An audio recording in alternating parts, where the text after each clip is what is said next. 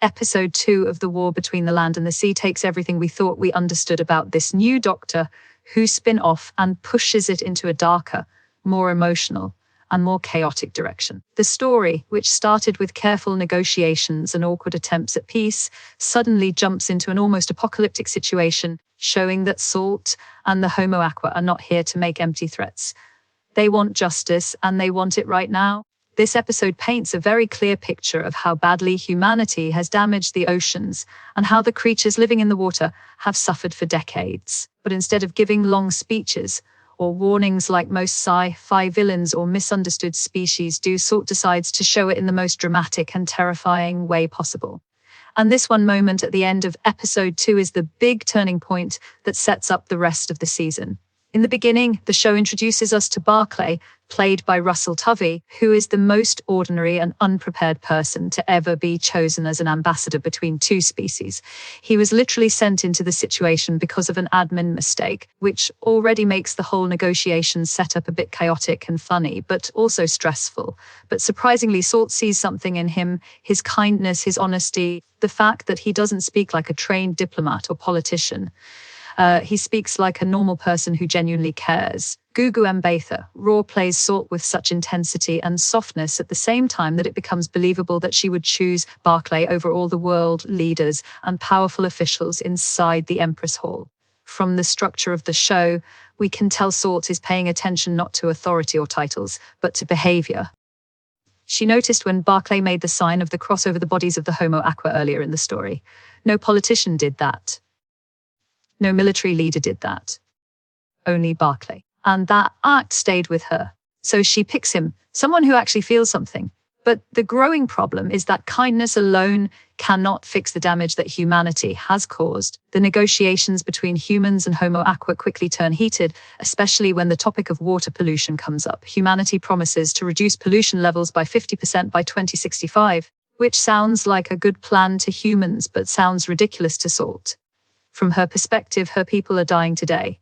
Her children died because of pollution. Many more died every year because of chemicals, trash, and plastic scattered in the oceans.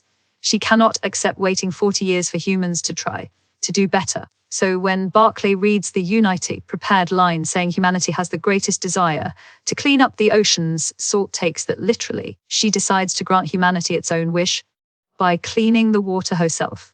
The ending of episode 2 is where the show stops being a negotiation drama and suddenly becomes a disaster thriller. Salt and the Homo Aqua somehow activate a mysterious ability, possibly telepathic, possibly connected to the pearls on their necks, or maybe connected through the ocean itself, where they pull every single piece of plastic from the ocean. They rip plastic bags, bottles, toys, nets, and every possible item floating underwater. And then they let it fall on Earth like a deadly rainstorm. It comes crashing down on streets, buildings, cars, and people. Humanity instantly gets a taste of what the Homo Aqua have lived with. For them, plastic falling from the sky is a disaster. For Salt's people, plastic falling into the ocean has been part of daily life for decades.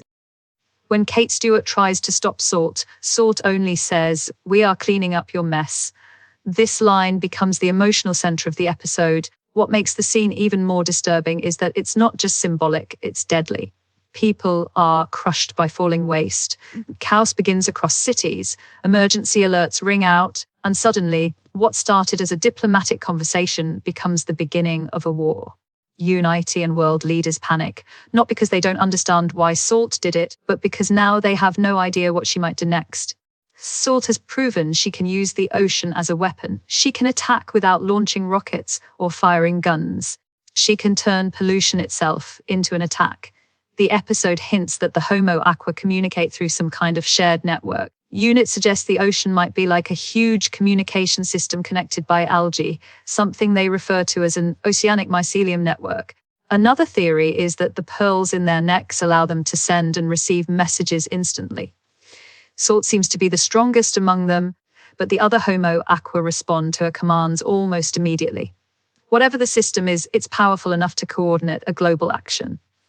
This ability makes the humans nervous because it means they cannot intercept messages, cannot decode strategy, and cannot predict what will happen next.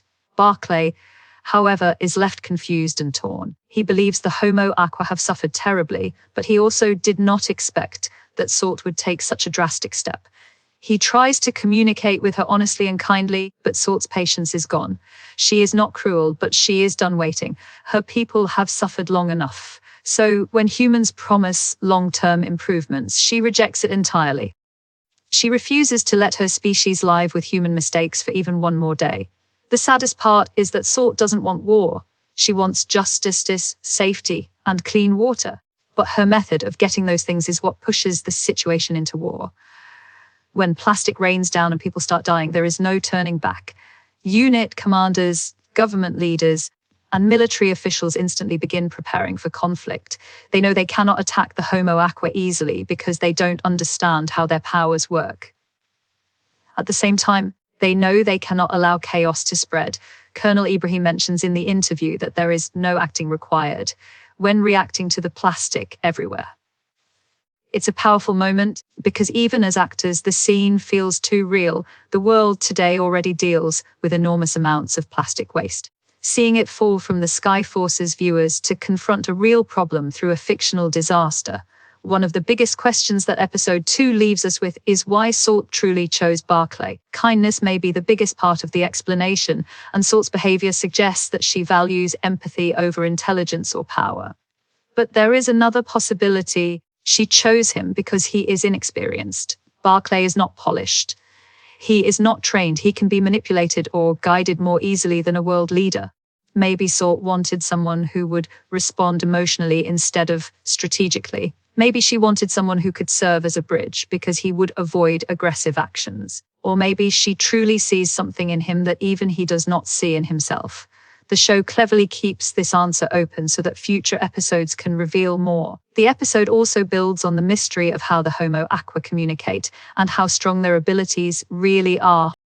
If they can pull plastic from every ocean at the same time, what else can they do? Can they control storms, currents, tides? Could they even block ships or drag submarines?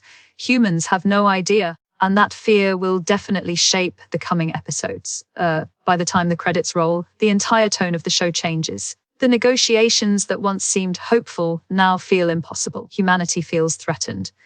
The Homo Aqua feel justified, and Salt has crossed a boundary that cannot be undone. The actors themselves describe the upcoming episodes as tense, dramatic, and full of twists.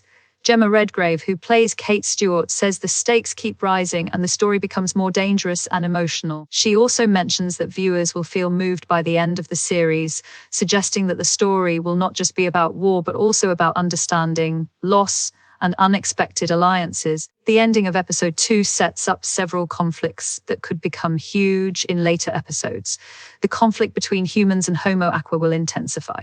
Second, humans will be divided among themselves, with some wanting peace and others wanting retaliation. Third, Barclay will struggle with his role, feeling guilty for what happened but still trying to stay honest and hopeful. Fourth, Salt's motives will become more complex. She is not acting out of cruelty, but out of desperation. But desperation can turn even good leaders into dangerous figures. And finally, fans of the Doctor Who universe will notice that this spin-off continues the tradition of mixing emotional storytelling with social commentary. The plastic crisis shown in the episode is not exaggerated. It reflects real issues. That's what makes the episode hit so hard emotionally. It feels fictional, but only slightly. The plastic raining from the sky may not happen in real life, but plastic filling the oceans already is. The next episodes will likely dive deeper into how humanity responds, how Salt leads her people, and whether peace is still possible. According to interviews, the series includes more stunts, more massive visuals, and more surprises that will make the story feel even bigger. But at the heart of it all will be the relationship between Barclay and Salt, a strange, emotional, tense, but sincere connection that might be the only thing preventing total destruction. Episode 2 ends in chaos, fear, and uncertainty, but it also leaves viewers curious. What will Salt do next? Will Barclay convince her to slow down? Will UNIT try to fight back? And will humanity finally take responsibility for the damage it caused? The story is only beginning, and the next episodes promise even more emotional blows, dramatic moments, and shocking twists. It is clear that the war between the land and the sea is not just another spin. It's a bold, risky, and deeply meaningful story that mixes sci-fi spectacle with real-world concerns.